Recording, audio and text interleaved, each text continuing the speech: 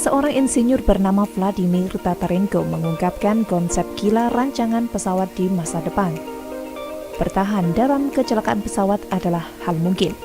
Itulah ungkap Vladimir Tatarenko.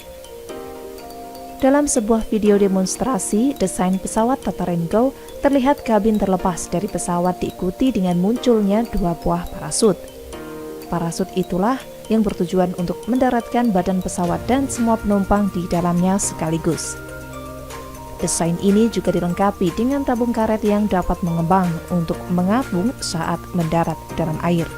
Teknologi ini menggunakan Kevlar dan karbon komposit untuk mengimbangi berat sistem parasut.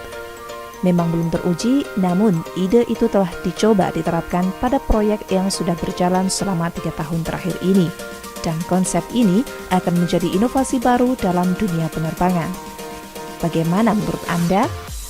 Sebuah inovasi yang begitu luar biasa, bukan?